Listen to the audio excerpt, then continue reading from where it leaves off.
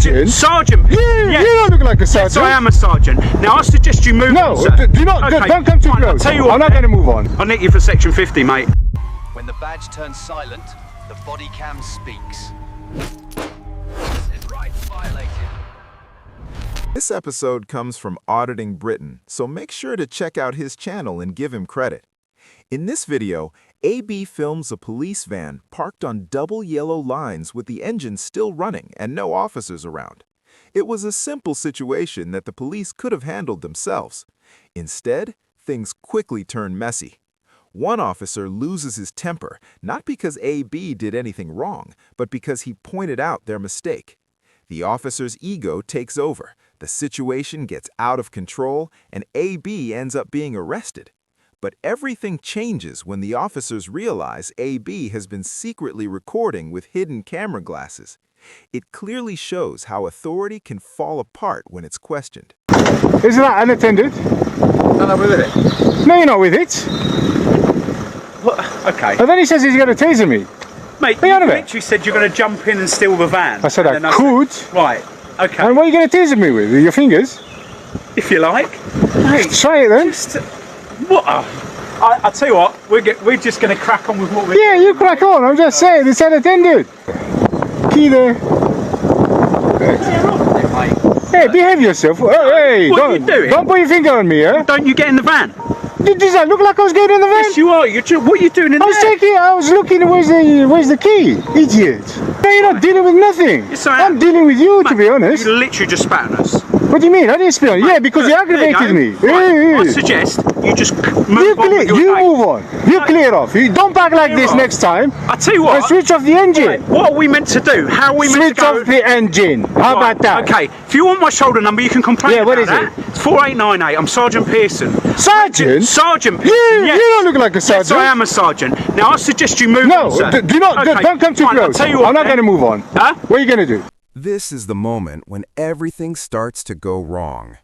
Auditing Britain is simply filming a police van that has been left unattended with the engine running. Instead of fixing the clear problem, the officers quickly accuse him of trying to get into the vehicle. They have no proof and give no proper explanation. It's just an accusation to change the focus away from their mistake. Auditing Britain isn't causing trouble. He's only asking for a simple and reasonable solution. Turn the engine off if the van is unattended. Instead, a sergeant steps into his personal space, shouting and trying to control the situation by being loud and intimidating rather than using the law.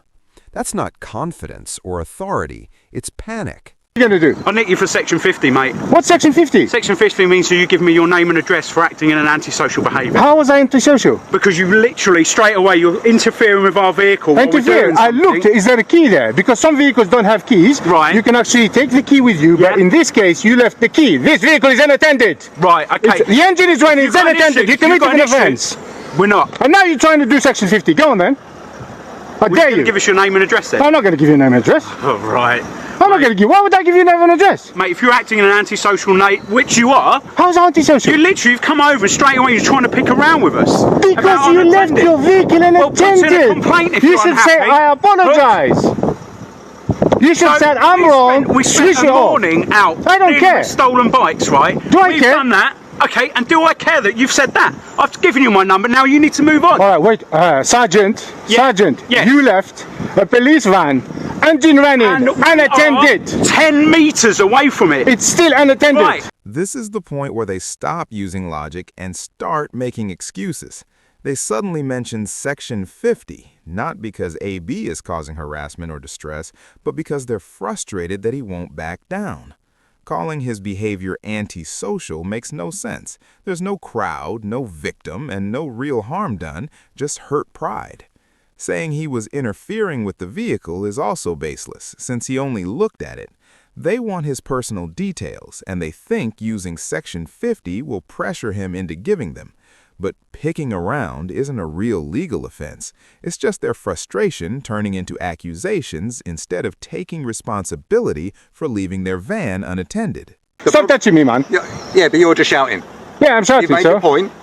Okay, so you need to apologize and say, sorry, sir, I will never do that again. That every single time I'm going to turn off the engine, jump start the van because the battery's flat, every single time. That's what you're saying. So we've got the engine running because it's got a flat battery. Yeah, but leaving an engine attended is an offence. We're there. We're next to it. We're next to it. It's an offence. Right. You got my shoulder number. If you want to complain, complain. Yeah, but we're going to carry on with what we're doing, the way we're doing it. Yeah. You need to move on. I'm not going to move on. What do you mean? Why would I need to move on? You don't like it because I had to go to you because you committed an offence? You're being extremely unreasonable. How? Because you've literally gone, oh, the stuff that we've done this morning, so all the hard work that we've done, getting all these stolen vehicles off the road, you've then turned around and gone, oh, excuse me, all the hard work you've done. I don't know what work you've done. How do I know what work you've done? Right, How you didn't do I ask know? because straight away you've come in and you've had a go, you've had a pop. I didn't. So I came. I suggest you move on. In fact, You I was talking to myself, then you came to me, what? Because And then I answered you. there looking in the van going, what's going on here? I just want to see if it's unattended. Right. And I found out that it's unattended. I'll tell you what then, here you go, look, let's jump the van then. Thank you. Now, that's not unattended. Bye. Well done. The excuse about the battery being dead doesn't hold up when you think about the rules they are meant to follow. Leaving a vehicle unattended with the engine running is an offense. There are no special exceptions for convenience, bad planning, or saying, "we'll only be a minute."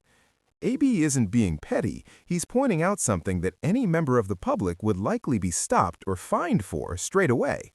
Saying the battery is dead doesn't make it okay to leave the engine running. In fact, it makes things worse because it shows the van wasn't in a proper condition to be left like that. If the vehicle can't be safely turned off and started again, then it shouldn't be left unattended at all. Idiot. Unbelievable. You are an imbecile, You're man. an imbecile. Honestly, you don't understand how much hard work we do around here. And then for someone to come in at the last minute and go, oh, excuse me, you've done this absolute minor thing. Yeah. If you're Just sorry that correct we've it. You parked should have on there- corrected it. Right. So we've now left, over there, we have left an entire bank of bikes unattended to deal with you to get these stolen bikes in there. So we've put 8, 9 bikes on there. This guy's an that could be idiot. Are you a stolen. sergeant? Yes. What's your student number, sergeant? 3599. This guy's an idiot. I saw you there following me to the toilet. What's your plan? Why are you around here, by the way? And I questioned you. There Why we go. Are you around Section 50, mate. What's your name and your address? Here's my Why are you shoulder around number here? here. Thank you very much. What? here? You've been roaming around. What is your purpose here? What's he got to do with you? I need to ask you because I have You to got when I your was pass, heading to the mate? toilet. Why is this guy getting involved? Right, here you go. If you've been following around there, this hang time, on. I need your name Following and address. who? If you don't give me your name and address, you'll be arrested. I don't know what your mission is. You just touch that. What section 50 is that? At the moment, it's because of antisocial behaviour. If you're following people into addresses, I didn't and follow stuff anybody. Like that, What are you talking you're just about? Going to get handcuffed, do and that. then you're going to give me your address I don't and need your to. name. Yes, you do. Otherwise, you'll be arrested. Thank you very much, sir. All right. So at this moment in time, you're under arrest for Section 50 because I need your name and address. You need to give me that. So at this moment in time, you're under arrest for that. You don't have to say anything, but may harm your defence. You do not mention questions. These are tight. These are tight. Walking behind town hall security to the toilets is not a crime. It is not antisocial behavior, and it is not a reason to arrest someone. Being in the same public space as security staff is not an offense. Simply walking in the same direction as someone is not threatening, especially when there is no harassment, blocking, or interference.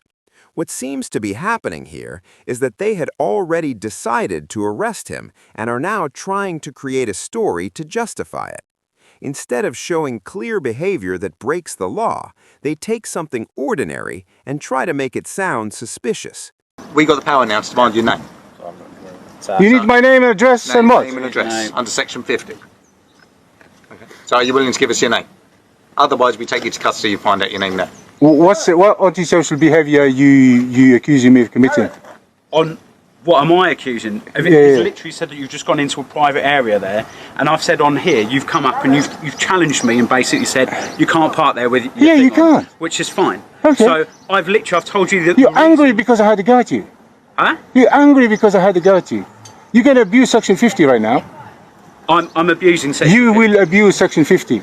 I know the Section 50. Okay. Yeah, Section 50. Anybody that acts, if you can suspect me that I've acted in an anti-social manner, yeah. And you're just saying that I'm doing this because you've had a pop at me. Yes. Right. Of course, it's clear and it's all recorded. But you understand from our side, Right?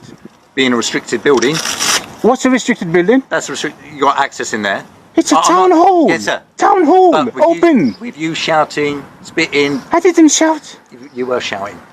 Let's be honest. Both of you But were shouting. the town hall that you're talking about Yeah. is open. You can access. As a security point of view, in this day and age, you can realise why our concerns are raised. This is where everything really falls apart. They start threatening to take him into custody just to force him to give his name and address, which shows they don't have a solid reason to arrest him. When AB asks what antisocial behavior he has actually committed, they just repeat the same vague answer because they can't point to a real offense. The claim that he was following someone doesn't even come from an officer witnessing anything. It's based on security staff saying they felt uncomfortable. Then one officer tries to fix the situation by calling the town hall a restricted building, which isn't true. A town hall is a public building, and simply calling it restricted doesn't give them extra legal powers. It comes across as a desperate attempt to make the arrest seem justified after the decision had already been made. Yeah, go on. He's basically said you've been in the public area. Yeah, absolutely. That's what he said. All the time. You've been outside the gents. Like, so he's gone into the gents, you've been waiting outside, and then he's got a bit unnerved about that, and then you've then come out. No, I went in, he asked me, he looked at me, he said, are you okay? Yeah. And I replied to him, yes. Okay. That is it. That is it. And it's recorded. So do not make that mistake, Sergeant. Okay. Okay. Okay. Let's go back to what we've originally think. All right. You got the hump with Am I parts. Okay, free to go? just Am I free to go? 2 seconds. There will be no violence on my side. I might scream, What? but I Okay. might shout, All right, okay. but no violence. I don't know what I your first assure name you. is. You don't need to know my first name. That's fine. So whatever Release your me. first name Release is, me. You need to what release I'm me. saying to you is, I apologise that we have parked on a double yellow line, You should have done that from the beginning. and I'm Now sorry. you realise it's Well, recording. Now you're apologising.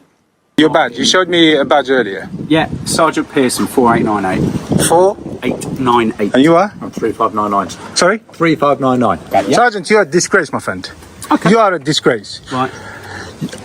That was an offence leaving the engine running. All you had to do is, sorry, I will switch it off. That's it. I am a member of the public. You treat members of the public with respect. Do you understand that? And now. And then you look it. I am Literally, shouting. you- I am you said aggravated. to me Look. straight away, Look, right. I am aggravated. What do you expect? That apology says it all, and it doesn't make them look good. They don't change their minds because they suddenly understand the law. They change because they realize they've been recorded the entire time. The handcuffs come off not because they reflected on their actions or because a supervisor stepped in, but because the risk shifts from controlling AB to being exposed by clear evidence. That's the real issue here. Their behavior only changes when they know they'll be held accountable. An apology made while being recorded isn't true regret. It's simply damage control. Recording will see how much you're shouting in my face and how you're lunging towards I can shout. Okay, but if you're lunging towards me, mate, that's a I appreciate now your attitude has changed. That's Right, what it should have been because- but- from the beginning. You know what? This is making me sick because you guys on camera are different people. I'm glad I was recording. I'm glad I was recording in secret. the entire time, mate. Yeah, because you That's didn't know that. absolutely fine. I did You did because not you've know got that a because you were camera too right in the middle. angry. Mate, you've Yeah, got I a told you camera that. there. I told you that. I would act I told you exactly that. I told you that. exactly the same. No. With or without camera, mate. That's how it works. A member of the You can public see- you can approaches see. you, tells you something you're doing wrong, which you clearly are doing it wrong. Right. Just correct it. Just say sorry. Okay, you are busy doing something. Fair enough. I don't know that. And so what? Even if you are busy, we're all You busy. could see where we were. You So could what? see that. We're all busy. Couldn't you? We all have a job to do. But at the same time, we cannot commit look, offences. I'll be honest with you. I've bitten way more than I should have done. And I'm. I think you overreacted, Okay. but then And again, that's- if you and that's react, my- if you, yourself. it's okay. You don't have to touch me. You've touched me enough today. Okay, if get one you, over then, mate. if you react like this every time a member of the public approaches you, then you're in the wrong job, my friend. These two just cost the taxpayers, the taxpayer money. That's what's happening. Yeah, no problem. Seriously, guys. What really makes this situation worse is that a sergeant is leading it. A sergeant is supposed to slow things down, use good judgment, and stop officers from making bad decisions. Instead, he does the opposite. Rather than asking simple questions or fixing the original issue, he supports weak accusations, pushes Section 50 threats, and approves an arrest that never needed to happen. That's not leadership. It's using rank to protect poor decisions. When the situation finally falls apart, it becomes clear how weak the whole case was. No offense is followed up, and no solid reason for the arrest remains. It only escalated because no one in charge was willing to admit they were wrong at the start. That's the real problem. When a sergeant reacts defensively and escalates things to save face, it shows how small issues turn into arrests. Policing doesn't break down because of one mistake. It breaks down when the person meant to prevent those mistakes is the one causing them.